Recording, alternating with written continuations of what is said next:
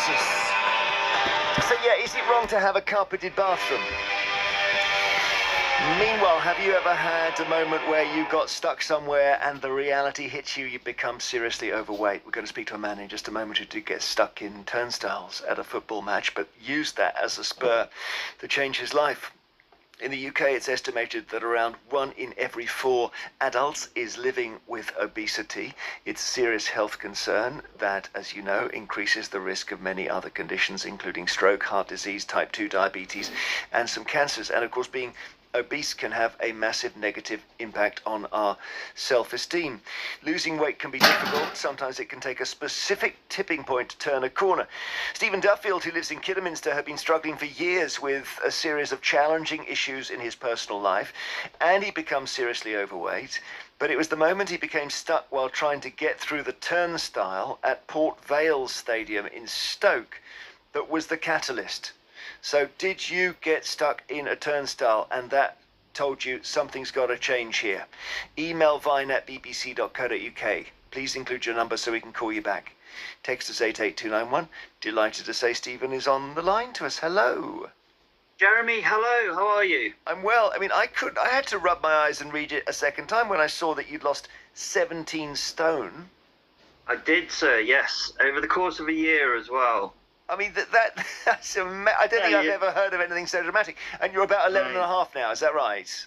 Yeah, I've maintained it for about two years now, Jeremy. Desperate times called for desperate measures. Well, tell us about that day then. And well, actually, let's go back before the day, because a whole load of life things had happened to you, hadn't they, which have been difficult?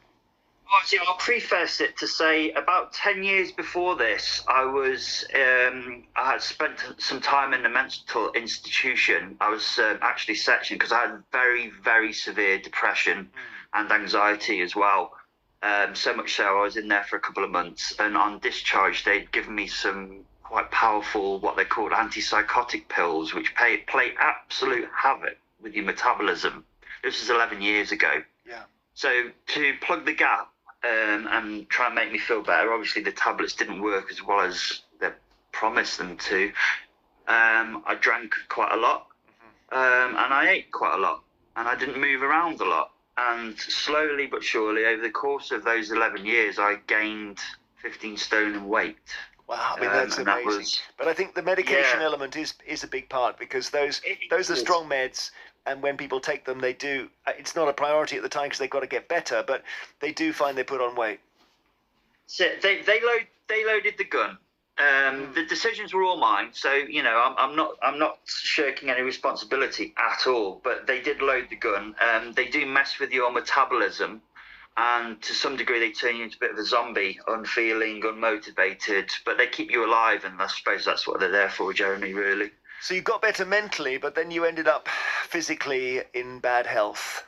Well, I didn't get better mentally either at the time. It was only when I came off the drugs around the time of the incident that we're going to get up to in a minute.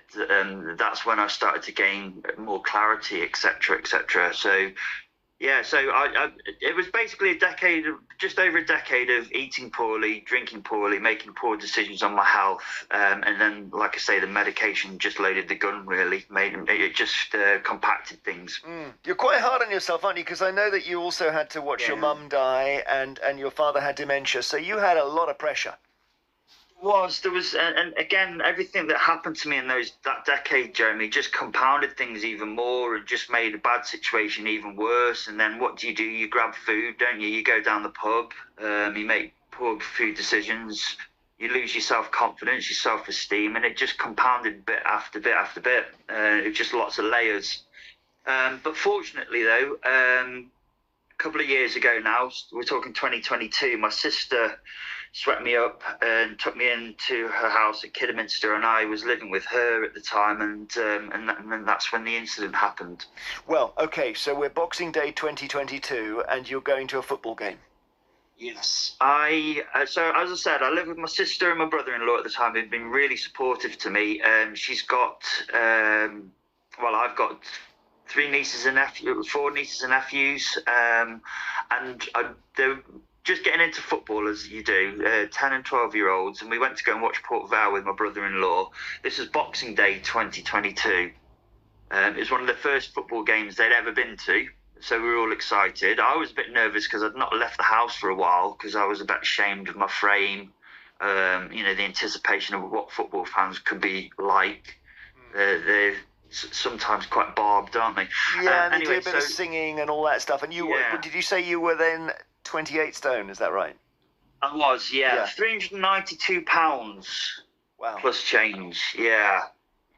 So we were just going into the gate, and Vale Park's quite an old, well, it's a Victorian stadium with a wrought iron sort of chest height turnstile mechanisms, and as you shuffle through them, they sort of click you through one by one. And when it got to me, I'd seen them before I walked up to the gates. I thought, oh God, I could sort of second guess what was going to happen here, and it did. I got stuck.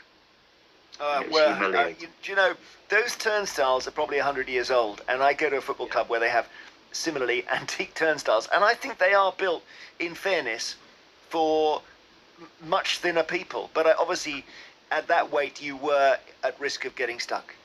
That's it. Well, Victorians must work a lot harder because like you say, the Victorians they must have been a lot skinnier than us. Well, they ate less. They didn't have the whole Yorkie bar Frosties thing going on, did they? That's the thing. Not at all. So I looked over my shoulder, and as I say, I got stuck, and I had to sort of, wedge myself out and shuffle my way out. I looked over my shoulder and I just saw the face of my nephews, and I thought, the 9, I think 10 and 12 at the time maybe, and that was the sort of catalyst. But before, the 6 months before that, I'd been weighed by the doctor, and she'd said, you've probably got 10 years left, but it didn't register then, though, Jeremy. Well, it's a shame. Maybe it is a shaming thing. Maybe, I don't know. I mean, we've tried to remove stigma from a lot of things, and there's a phrase, fat shaming, and so on.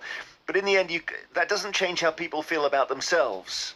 Not at all. No, not at all. And I know through this journey that I've been on as well now, since that incident, that yes, you've got to take accountability for what you got. What got you to that stage. And people put on weight for so many different reasons. A lot of them are actually mental, though, I've learned. But you've got to be also kind to yourself as well. You've got to kind of forgive the person you were before you got to that point, before you move on. You've got to sort of draw a line in the sand. When you got back home after the game, I'm thinking you said, right, I'm not touching another Mars bar. But it wasn't quite like that, was it? No, it wasn't. I've tried losing weight before with a modicum of success, but I always gained it back, and more so than previously. It's that same old adage. So what I did is I drew that line in the sand, and I knew that I had to start slowly by building up certain habits and practices. So I did have a word with myself. And in the first month, the booze went. And then I started doing very simple things, Jeremy, like calories in, calories out, counting calories. Mm-hmm. There's so many apps out there that are free to do all this. And then I quit the meds. So it was the booze, the calorie counting, and the meds at first. Amazing. And when I came off the medication, obviously my metabolism kicked back into shape, and I had some mental clarity to really attack this thing. And it was all about regaining control of my life, having really honest and open conversations. And in that first month, I only walked 6 miles, and I know that because I logged it. I logged everything, Jeremy. Sound like logging was the key thing for you, was to just take a note of, like, if I'm going to eat a snack, at least I'm going to write down how many calories that biscuit is. Absolutely, and it goes back to accountability. Yeah. If you log something, you can review it, you can see, once it's there in stone, it's happened, you move on, kind of thing. So yeah, that was the first thing, and that's a practice I adopted to this day. So I knew that if this was going to stick, for the long haul, that I had to start adopting good habits, good routines. Rather than just say, it sounds like you've got into a position where your mind is strong, or stronger than it was, and your body is strong too. So, absolutely, I guess every day is a bit of a battle just to stay on track. But Yeah, you can do it. I'm sure you can do And it. that's it. And anyone losing weight, anyone that set goals and targets or whatever, your priority is to win that day. Get to the end of that day, because some days you will have a bad day, and if you have a bad day, then you tend to catastrophize, think, oh, I've ruined the diet now. I might as well just throw it to one side and back to my old habits. So it's win each day, do things simply, do them often. Have you been back to Port Vale since then? No, I'm a United fan, actually. So what? I wish I was going back to Port Vale, to be honest, at the moment. United, as in not Man United. Yeah, so right, born and bred Red. Oh, Can I just gosh. take this opportunity? Can I just take this opportunity as a Red to send love to everyone in Liverpool at the moment? We all stand together. Thank you, and lovely to talk to you, Stephen. I wish you all the best, and it's a real achievement. So do congratulate yourself once in a while. Take care. But yeah, I will do. Pat on the back for speaking to Jeremy Vine today. Thank you, Stephen. Cheers, all the best. Bye now.